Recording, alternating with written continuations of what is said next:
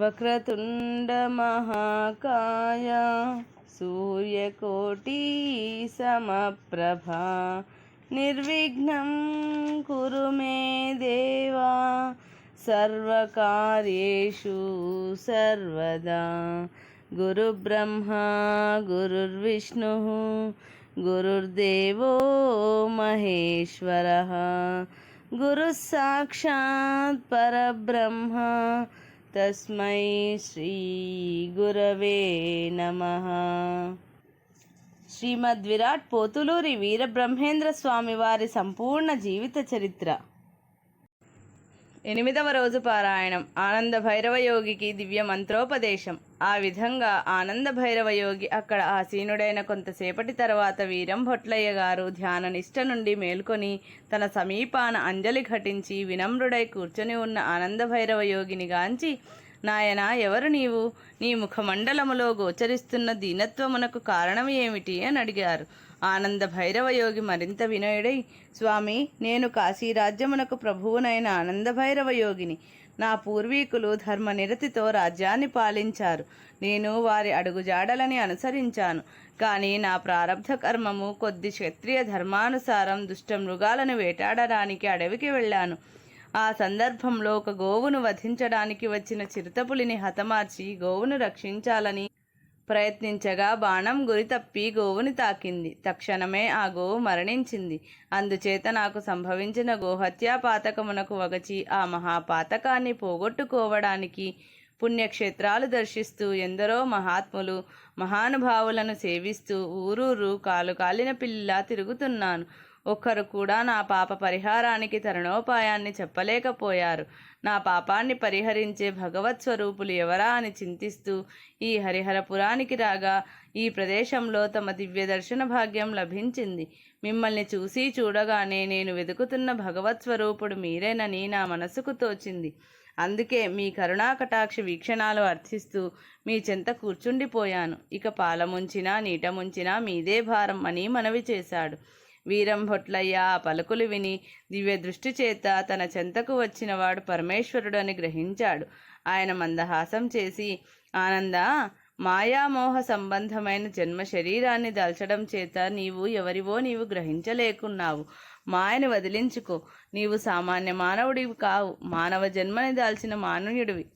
రజితాచల వాసుడివైన శంకరుడివి అని గుర్తు చేశారు వీరం భొట్లయ్య గారు. ఆ మాటలు విన్న ఆనంద భైరవయోగి ఆశ్చర్యంగా చూస్తూ, నిజమా స్వామి, నేను శంకరుడినా? అయితే తమరెవరు? నా ఈ జన్మకి కారణం ఏమిటి అని ప్రశ్నించాడు విస్మయంతో. వీరం భొట్లయ్య గారు మందహాసం చేసి, శంకరా, మర్చిపోయావా?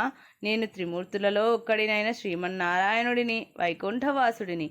ఆనాడు భూదేవి మొల ఆలకించి ఈ భూలోకమున దుష్ట శిక్షణ శిష్ట రక్షణ గావించి ధర్మాన్ని పునఃప్రతిష్ఠించడానికి త్రిమూర్తులమైన మనము ఈ భూలోకమున మానవులమై జన్మించవలనని నిశ్చయించుకున్నాము. ఆ నిర్ణయానుసారం నీవు కాశీరాజు కుమారుడిగా జన్మించి ఆనంద భైరవయోగి అన్న పేరుతో పెరిగావు. నేను పరమాచార్య దంపతులకు నీ అనుగ్రహ ప్రసాదంగా కుమారుడినై జన్మించి వీరం భొట్లయ్య అన్న పేరుతో వీరభోజయాచార్యుల వారింట పెరిగాను. మన త్రిమూర్తులలో మరొకడైన బ్రహ్మ ఈ భూలోకంలో అన్నాజయ్య అను పేరుతో జన్మించి అనంతరం సన్యసించి బ్రహ్మానందుడు అన్న నామముతో సన్యాసి అయి సంచరిస్తాడు. త్రిమూర్తులమైన మనము ఈ లోకంలోని అజ్ఞానులను సుజ్ఞానులుగా మార్చే సుదుద్దేశంతోటి ఇలా మానవ రూపాల్లో అవతరించాము. అయితే జన్మ సంబంధమైన విష్ణు మాయా ప్రభావం వల్ల నీ యథార్థ స్వరూపాన్ని నువ్వు మర్చిపోయావు. ఆ మహావిష్ణువుని నేనే కాబట్టి నాకు భూత భవిష్యత్ వర్తమానములను గ్రహించే దివ్య జ్ఞానము ఉన్నది అని వివరించారు. స్వామివారి వాక్కులను ఆలకించిన ఆనంద భైరవయోగి మరింత విస్మయంతో, స్వామి, నేను త్రిమూర్తులలో ఒకడైన శివుడినైనప్పుడు నాకు ఈ గోహత్యా పాతకము సంక్రమించడం ఏమిటి? త్రిమూర్తులకు కూడా ఇలాంటి పాతకాలు తప్పవా అని ప్రశ్నించాడు ఆశ్చర్యంతో. స్వామివారు చిరునవ్వు నవ్వి, శంకర, కృతయుగమందు జరిగిన ఒక సంఘటనను గుర్తుకు తెచ్చుకో. ఎంతవారలైనా సత్యమాడితే దండనకి గురికాక తప్పదని త్రిలోకాలకి నిరూపించడానికి నీవు జ్వాలాస్తంభమై అవతరించావు. నేను శ్వేతవరాహుడినై అవతరించి కూడా నీ జ్వాలాస్తంభ మూలాన్ని గుర్తించలేకపోయానని సత్యం పలికాను. కానీ పంచముఖుడైన బ్రహ్మ నీ శిరోభాగాన్ని దర్శించినట్లు అసత్యం చెప్పాడు. ఆ పాప పరిహారార్థం నీ నుండి అవతరించిన కాలభైరవుడు ఆ బ్రహ్మ శిరస్సును ఖండించాడు. అందుచేత అతనికి బ్రహ్మహత్యా మహాపాతకం చుట్టుకుంది. ఆ కాలభైరవుడు నీ శివాంశ సంభూతుడే కదా. ఆనాడే ఆ మహాపాతకం నీ అంశామూర్తిని తరిమి తరిమి త్రిలోకాలు త్రిప్పిగాని వదలలేదు. ఆనాడు అది నీ స్వయం కృతాపరాధమైనట్లే ఈనాడు ఈ గోహత్య కూడా నీ స్వయం కృతాపరాధమే. మనం త్రిమూర్తులమైనంత మాత్రం చేత మన స్వయం కృతాపరాధాలు నశించవు. ఎంతటి వారైనా ఆ పాప ఫలాన్ని అనుభవించక తప్పదు. కనుక నేటి గోహత్యా పాతకమును నీవు అనుభవించి తీరాలి అని తెలియపరిచారు. ఆ మాటలు విన్న ఆనంద భైరవయోగి చేతులు జోడించి, అయితే స్వామి, ఈ గోహత్యా మహాపాతకము నుంచి నాకు విముక్తి ఎప్పుడు? నా పాపమునకు ప్రాయశ్చిత్తము ఏమిటి అని అడిగాడు వినయంతో. వీరం భొట్లయ్య గారు తలప్రంకించి, ఆనంద, గోహత్యా మహాపాతకం ఫలితంగా నీవు త్వరలో మహమ్మదీయ వంశమునందు పుట్టి అనంతర కాలంలో నాకు శిష్యుడవై లోకములో సుజ్ఞానమును ప్రచారము చేయుచు సిద్ధుడు అన్న నామముతో ప్రసిద్ధి చెందుతావు. అప్పుడు నీ వనరించిన గోహత్యా మహాపాతకము నశిస్తుంది అని తెలిపాడు. అంతటా ఆనంద భైరవ యోగి మరియొక మారు అంజలి ఘటించి, అట్లైన స్వామి, నా మరుసటి జన్మలో నేను మీ దరికి ఎట్లు చేరగలను? నేను వచ్చేంత వరకు మీరు ఇక్కడనే ఉండెదరా అని ప్రశ్నించారు. స్వామివారు నవ్వి, నాయన, నా ప్రస్తుత నామధ్యేయం వీరప్పయ్యాచార్యులు. తొలుత అత్రి మహర్షి నాకు వీరంభొట్లయ్య అని పేరు పెట్టగా ఈ ప్రాంతవాసులు నన్ను వీరప్పయ్యాచార్యులు అన్న పేరుతో సంబోధిస్తున్నారు. మరికొంతకాలం తరువాత నేను నా నివాస గ్రామము కానున్న కందిమల్లాయ పల్లెకు చేరుకుంటాను. అక్కడే వీరబ్రహ్మేంద్ర స్వామి అన్న పేరుతో నా మహత్తులు ప్రదర్శిస్తాను. నా బోధనలతో భక్తులను ఉద్ధరిస్తాను. కాలజ్ఞానము రచించి భవిష్యత్తును లోకానికి చాటుతాను. కులమతాల కుళ్ళును కడిగివేసి సహపంక్తి భోజనాలు పెడతాను. విశ్వబ్రాహ్మణ కులంలో అవతరించిన నన్ను, పంచానన బ్రహ్మనైన నన్ను వీరబ్రహ్మం అని కూడా భక్తులు సంబోధిస్తారు. ఆ సమయంలో నీవు నా దర్శనాన్ని పొంది నా శిష్యుడివై తరిస్తావు అని తెలిపారు. అంతటా ఆనంద భైరవయోగి చేతులు జోడించి, పురాణ పురుష శ్రీనివాస, శ్రీమద్ విరాట్ వీరబ్రహ్మేంద్ర, లయకారకుడినైన నాకు ఈ గోహత్యాపాతకమునకు తోడు ఈ తురుష్క జన్మము తప్పదా? పరమేశ్వరుడినైన నేను ఈ జన్మ కర్మములను ఎట్లు భరించగలను? ఏమిటి నీ విపరీత సంకల్పం? ఈ విచిత్ర సంకట స్థితి నుండి నేనెలా ఉపశమనాన్ని పొందగలను? స్వామి, నీవే నాకు దారి చూపించు, తరుణోపాయాన్ని అనుగ్రహించుమని ప్రార్థించాడు ఆనంద భైరవయోగి. ఆ ప్రార్థనలకు దయార్ద్ర హృదయుడైన స్వామి దయతలచి అభయహస్తమిచ్చి, నాయన, విచారించకు, నీ గోహత్యా పాపము నశింపచేయటానికే ఆ తదనంతరం నీ ద్వారా జగత్తుకి సుజ్ఞానాన్ని అనుగ్రహించటానికే నీకు ఈ పునర్జన్మని ఏర్పరిచాను. కనుక నీకు పునర్జన్మ లభించే వరకు ఇప్పుడు నేను బోధించబోయే మహామంత్రమును నిరంతరం స్మరించు. ఈ మహామంత్రాన్ని ఆచమనాది కరన్యాస అంగన్యాసములతో నియమనిష్టలతో ధ్యానించి పిదప ద్వాదశిని స్మరించిన వారు ధన్యులవుతారు. నా విశేషానుగ్రహం సిద్ధిస్తుంది. నీవే కాక మరెవ్వరికైనాను నీవు ఈ మహామంత్రాన్ని బోధించవచ్చును. ఈ మంత్ర ఫలితాన్ని ఎవరైనా పొందవచ్చు. దీని ప్రభావం అపారం. అట్టి మహామంత్రాన్ని నీకు ఉపదేశిస్తున్నాను. శ్రద్ధగా ఆలకించి ఆచరించు నాయనా అని చెప్పి వీరం భొట్లయ్య గారు ఆ మహామంత్రాన్ని ఈ క్రింది విధంగా ఉపాసనా క్రమంతో ఆనందయోగికి ఉపదేశించారు. ఆచమ్య పూర్వోక్త ఏవం గుణ విశేషణ విశిష్టాయాం శ్రీమదాది శ్రీమతః గోత్రస్య నామధేయస్య మమ ధర్మపత్ని సమేతస్య సకుటుంబస్య క్షేమస్థైర్య విజయ ఆయురారోగ్య ఐశ్వర్యాభివృద్ధ్యర్థం ఇష్టకామ్యార్థ సిద్ధ్యర్థం చతుర్విధ ఫల పురుషార్థ సిద్ధ్యర్థం శ్రీ వీరబ్రహ్మేంద్ర దేవతాముద్దిశ్య శ్రీ వీరబ్రహ్మేంద్ర దేవతా ప్రీత్యర్థం శ్రీ వీరబ్రహ్మేశ్వర దేవతా మంత్రోపాసనం కరిష్యే. అస్య శ్రీ వీరబ్రహ్మస్తోత్ర మహామంత్రస్య సిద్ధయోగీశ్వర ఋషిః పంచక్తిచ్ఛందః పరం జ్యోతిస్వరూపిణి పరమాత్మదేవత. ఓం అం బీజం, ఓం హ్రీం శక్తిః, ఓం క్లీం శివాయ ఇతి కీలకం మమ. శ్రీ గురు పరబ్రహ్మ ప్రసాద సిద్ధ్యర్థే జపే వినియోగః కరన్యాసం కుర్యాత్. ఓం అంగుష్ఠాభ్యాం నమః. ఐం తర్జనీభ్యాం నమః, క్లీం మధ్యమికాభ్యాం నమః, సౌం అనామికాభ్యాం నమః, హ్రీం కనిష్ఠికాభ్యాం నమః, శ్రీం కరతలకరపృష్ఠాభ్యాం నమః. ఏవం హృదయాదిన్యాసః. ఓం హృదయాయ నమః. ఐం శిరసే స్వాహ. క్లీం శిఖాయైవ షట్. సౌం కవచాయ హూం. హ్రీం నేత్రత్రయాయ వౌషట్. శ్రీం అస్త్రాయ ఫట్. భూర్భువస్సువరో మితి దిగ్బంధః. అటుపై ఇష్టదేవత ధ్యానమునర్చుము. ఆ విధంగా ఉపాసనా క్రమాన్ని ఆనందయోగికి ఉపదేశించిన స్వామివారు మూలమంత్రాన్ని ఉపదేశిస్తూ, నాయన, నిత్య జప తప అనుష్ఠానము చేసిన పిదప మనసును నిశ్చలమనర్చుకుని ద్వాదశాక్షరీ మహామంత్రమైన ఈ ఓం హ్రీం క్లీం శ్రీం శివాయ బ్రహ్మణే నమః మహామంత్రాన్ని జపిస్తూ దశవిధ నాదములైన జల, భేరి, ఢమరుక, ఖైరి, గండ, కాహళ, కింకణి, వేణు, భ్రమర, ఓంకారాదులను నీలో ప్రతిష్ఠించుకుని బ్రహ్మోపాసకుడవై తరించు.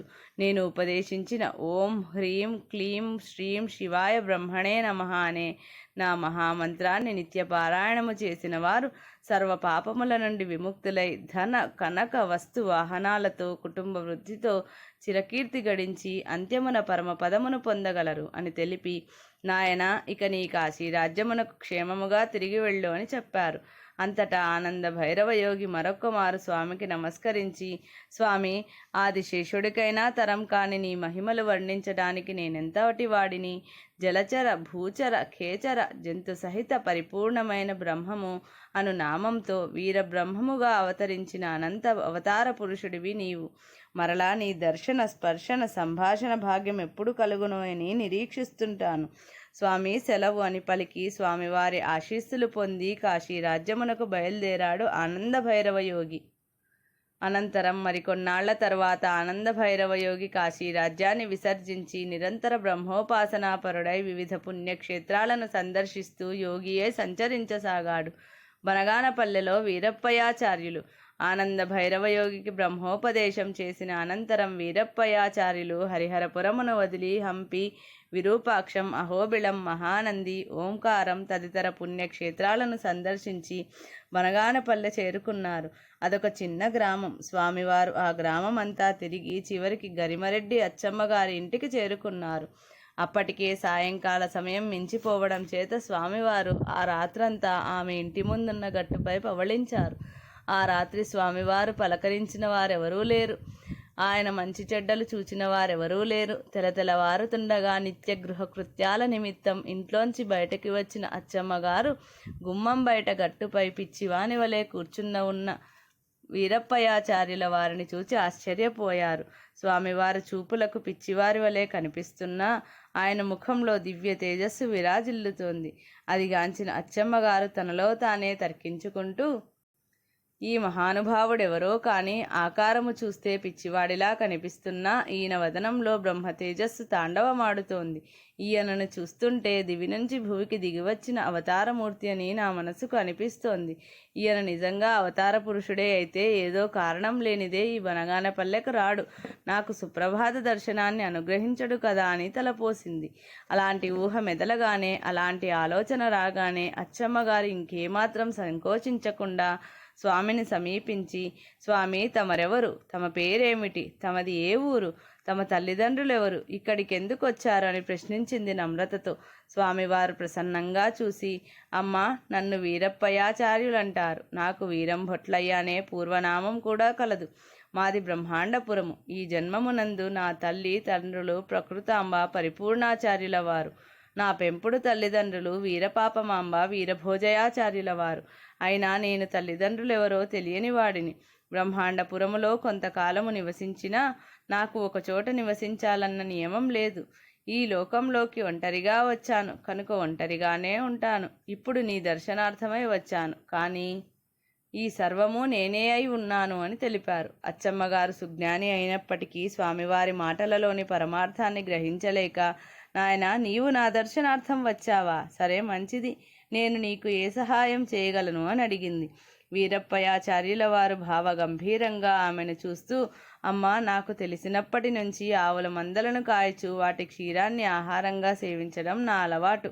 గోవులను కాచడమే కాక వాటిని రక్షించడము, వాటికి వచ్చే వ్యాధులకు చికిత్స చేయడం నాకు వెన్నతో అబ్బిన విద్య. ఈ బనగానపల్లె గ్రామములో నీవు శ్రీమంతురాలివని, నీ వద్ద అనేకమైన ఆలమందలు ఉన్నవని తెలిసి వచ్చాను. మీకు ఇష్టమైతే నేను మీ గోవులను కాస్తాను. అందుకు ప్రతిఫలంగా రోజు నాకు పట్టెడు అన్నం మాత్రం మూటకట్టి ఇవ్వండి.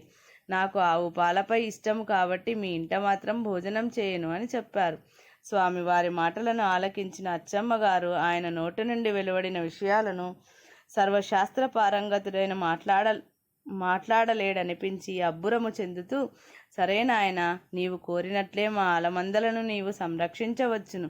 కానీ భీకరారణ్యంలోనికి ఆవుల మందలను తోలుకొని పోకుండా మా గ్రామం ప్రక్కనే ఉన్న రవ్వల కొండపై ఆవులను మేపుతూ మా గ్రామానికి మధ్యనున్న జుర్రేరులో నీళ్లను త్రాగిస్తూ సాయం సమయానికి ఆవులను ఇంటికి చేర్చిన చాలును. నాయన, చూస్తుంటే నీకు 16 సంవత్సరాలైనా ఉన్నట్టు లేదు. కనుక బాల్య చేష్టలు చేయక, పోకిరి పిల్లల సహవాసాలు చేయక బుద్ధిగా నా ఇంట్లో మసులుకుంటే నీకే కొరత రాదు అని చెప్పింది. అందులకు స్వామివారు మందహాసం చేసి, అమ్మ, నా గురించి కానీ నీ ఆలమందల గురించి కానీ భయము చెందనవసరం లేదు. సమీపంలోనే ఉన్న భీకరారణ్యం వల్ల కూడా భీతి చెందాల్సిందేమీ లేదు.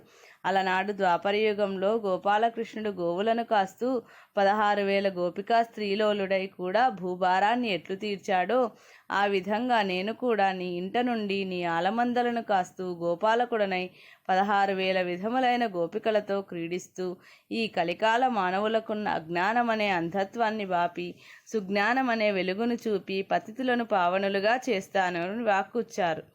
స్వామివారి మాటల్లోని ఆంతర్యాన్ని గ్రహించలేని అచ్చమ్మగారు అవి పిచ్చివాని మాటలుగా భావించి స్వామివారిని తన ఇంట్లోకి తీసుకొని పోయి ఉండటానికి వసతి చూపించి, స్వామి, మందలోకి వెళ్ళి ఆవు పాలను పితికి త్రాగిరమ్ము అని చెప్పి ఇంట్లోకి వెళ్ళిపోయింది. అనంతరం అచ్చమ్మగారు భోజనం ముగించి తన గదిలో విశ్రాంతి తీసుకుంటూ స్వామివారిని గురించి ఆలోచిస్తూ, ఈ స్వామి ఎవరో కానీ అతడిచ్చిన జవాబులను బట్టి ఆలోచిస్తే భగవత్ స్వరూపుడు అనిపిస్తుంది.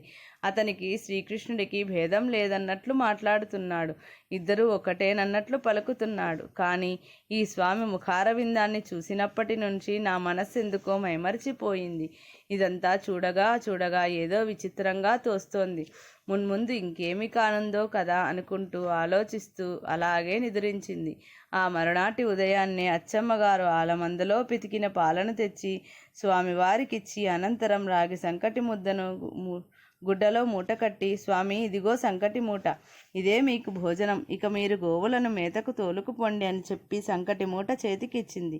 స్వామివారు ఆ మూటను భుజాన వేసుకుని కష్టంలోనికి పోయి ఆవుల మెడలకున్న పలుపు త్రాళ్ళు విప్పి ఆలమందలను తోలుకొని రవ్వలకొండ వైపు బయలుదేరాలు. అలా కొంత దూరం ప్రయాణించిన తరువాత ఆ ఆవులను ఒకచోట గుంపుగా నిలిపి ఆ గుంపు చుట్టూ గుండ్రముగా ఒక గీత గీశారు. ఇది శ్రీ పోతులూరి వీరబ్రహ్మేంద్ర స్వామి జీవిత చరిత్ర 8వ రోజు పారాయణము సంపూర్ణం.